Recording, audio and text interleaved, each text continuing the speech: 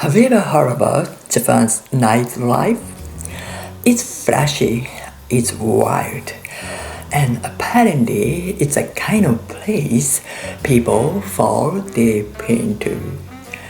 At the heart of it, host clubs. Exclusive lounges where insanely good-looking men dressed to impress pour your drinks, shower you with compliments, and make you feel like the star of your own personal romance movie. Some say it's a dream world. Others say it's a financial black hood. So, which is it? Intriguing? Terrifying? Wanna take a peek? Today I'm sharing why I just can't go to a host club, no matter what.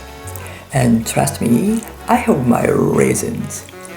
And at the end, I will tell you something shocking about host clubs that even some Japanese people don't know. Here's the first reason. I'd probably end up lecturing the host, not because I want to, but because I just can't help it. You see, my son once worked as a host during college. Back then, I used to tell him all the time, don't lie, don't trick people. It became like a family motto.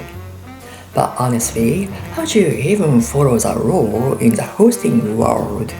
Isn't that kind of impossible? Or is it just my bias talking? I mean, let's be real. Hosting is about setting a fantasy, right? You're making someone feel special for a price.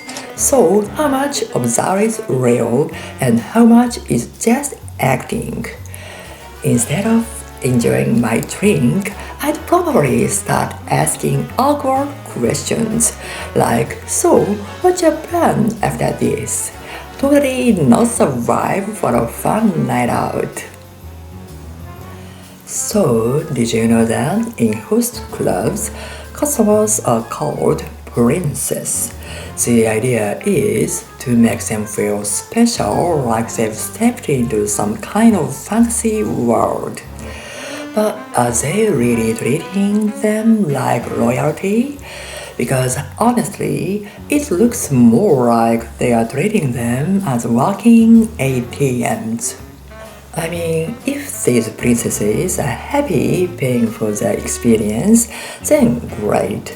But from the outside, it looks like they are getting dragged into some never-ending competition. And speaking of competitions, host clubs regularly host big flashy events.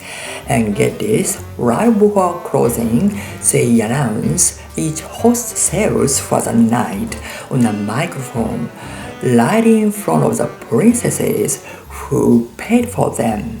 Nothing snaps you back to reality faster than hearing your host sales ranking over a loudspeaker.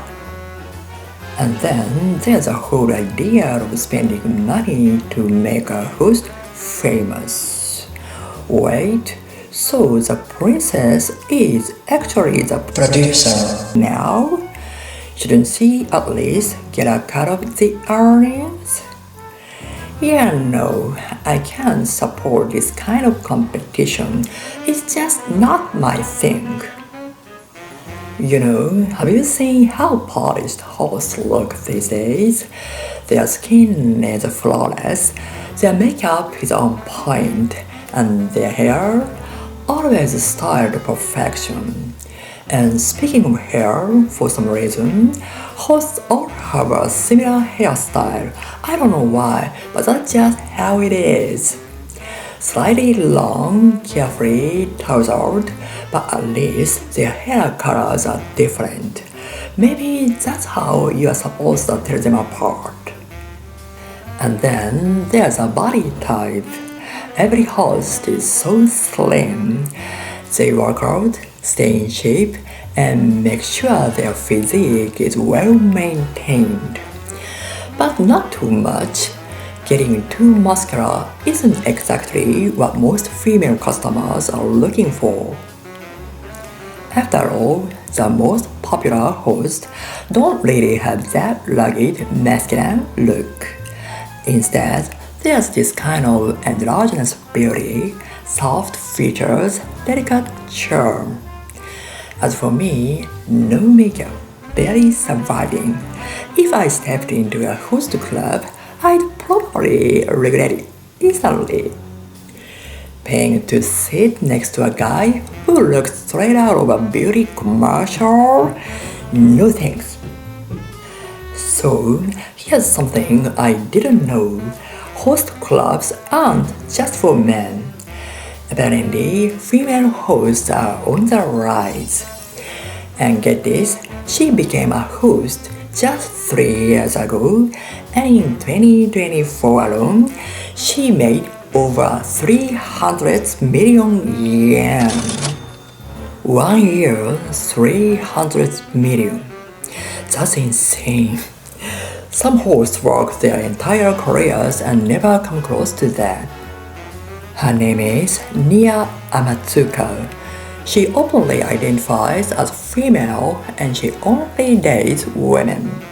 And let's be clear, I'm not into women. I have a husband, just so no one gets any funny ideas.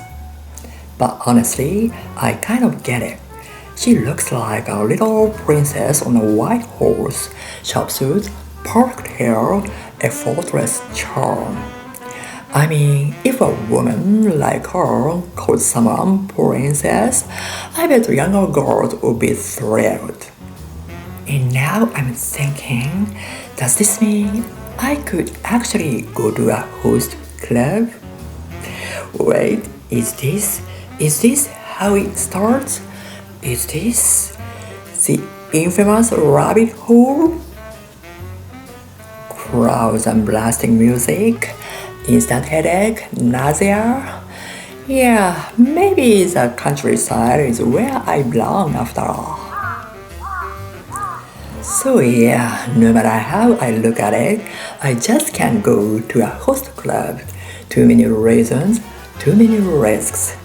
But hey, if you ever visit Japan and feel like checking out a host club, let me know how it goes. I'll be watching from a safe distance, like from the countryside. If you enjoyed this video, don't forget to like and subscribe. It really helps my channel.